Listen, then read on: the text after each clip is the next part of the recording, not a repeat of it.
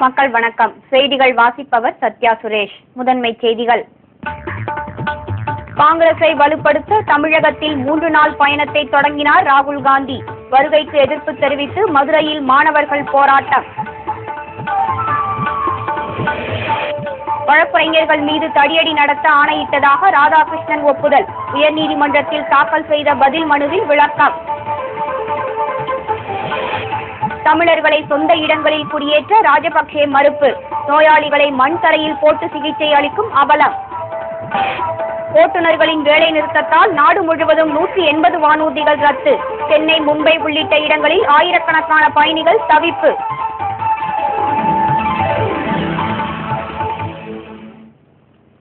விரிவான செய்திகள்.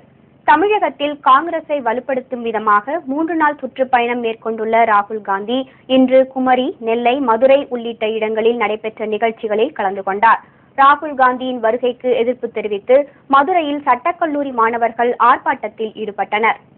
காங்கிரஸ் கட்சியை வலுப்படுத்தும் முயற்சியாக தமிழகத்தில் 3 நாள் சுற்றுப்பயணம் மேற்கொண்டுள்ளார் ராகுல் காந்தி.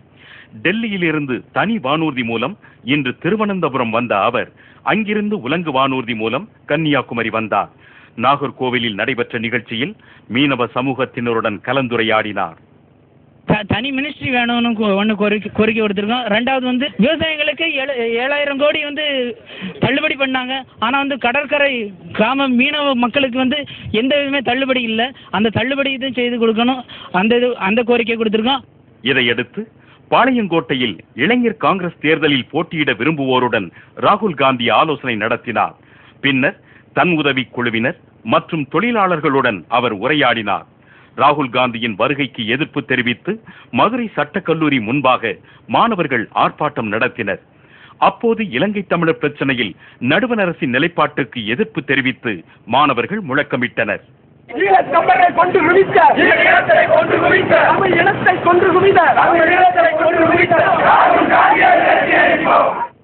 இதனைத் தொடர்ந்து சாலை மறியலில் ஈடுபட்ட மாணவர்களை காவல்துறையினர் கைது செய்தனர். இதனையடுத்து மாலையில் மதுரையில் நடைபெற்ற கக்கன் நூற்றாண்டு விழாவில் ராகுல் காந்தி கலந்து கொண்டார். தஞ்சை, விழுப்புரம், வேலூர் மற்றும் சென்னையில் நாளை பல்வேறு நிகழ்ச்சிகளில் கலந்து கொள்ளும் ராகுல் காந்தி நாளை மறுநாள் கிருஷ்ணகிரி, கோவை, சேலம் ஆகிய இடங்களில் நடைபெறும் நிகழ்ச்சிகளில் பங்கேற்கிறார். ராகுல் காந்தியின் சுற்றுப்பயணத்தை ஒட்டி காவல்துறையினர் பலத்த பாதுகாப்பு ஏற்பாடுகளை செய்துள்ளனர். வழக்கறிஞர்கள் மீது தடியடி நடத்த காவல்துறையினருக்கு ஆணையிட்டதாக அப்போது சென்னை மாநகர காவல் ஆணையராக இருந்த ராதாகிருஷ்ணன் உயர்நீதிமன்றத்தில் ஒப்புக்கொண்டுள்ளார். கடந்த பிப்ரவரி மாதம் 19ஆம் தேதி உயர்நீதிமன்றத்திற்குள் வழக்கறிஞர்கள் மீது காவல்துறையினர் கண்மூடித்தனமாக தாக்குதல் நடத்தினர். இது தொடர்பாக பதில் மனு தாக்கல் செய்யுமாறு உள்துறை செயலாளர், சென்னை மாநகர காவல் ஆணையர் உள்ளிட்டோருக்கு நீதிமன்றம் ஆணை பிறப்பித்திருந்தது. இந்நிலையில் அப்போதைய ஆணையர் ராதாகிருஷ்ணன் பதில் மனுவை நீதிமன்றத்தில் தாக்கல் செய்துள்ளார்.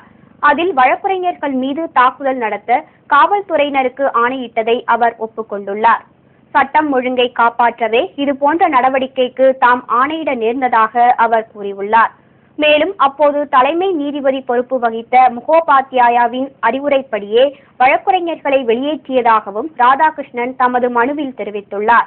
இதேபோல காவல்துறை தலைமை இயக்குநர் ஜெயின், உள்துறை செயலாளர் மாலதி ஆகியோரும் நீதிமன்றத்தில் தனித்தனியாக பதில் மனு தாக்கல் செய்துள்ளனர்.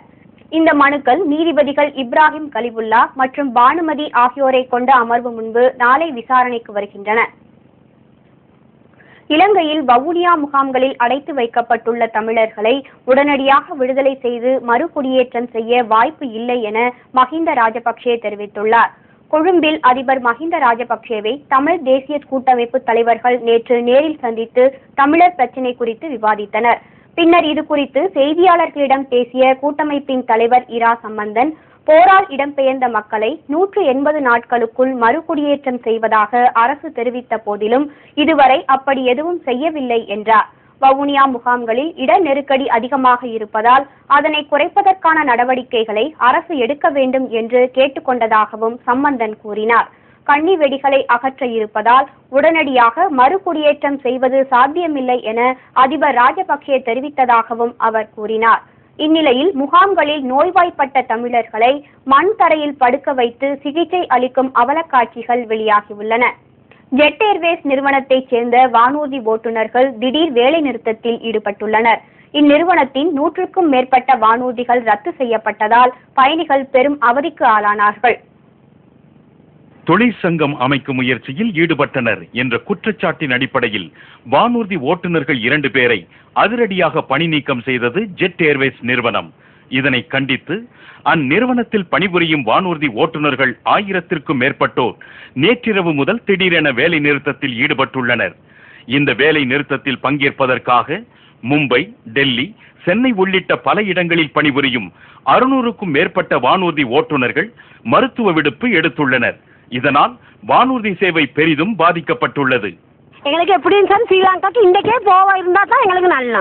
எங்களோட பிள்ளைங்க அங்கே பார்த்து கொண்டு தான் இருக்கிறாங்க எல்லாரும். இப்போ ஏர்पोर्टக்கு श्रीलंका एयरपोर्टலேயே வந்து தான் இருக்கிறாங்க எல்லாரும். काउंटर पे भी कायदे से लोग कुछ भी नहीं बता रहे हैं, सब गोलमाल जवाब दे रहे हैं और कोई भी ऑल्टरनेटिव अरेंजमेंट्स उन्होंने नहीं किए.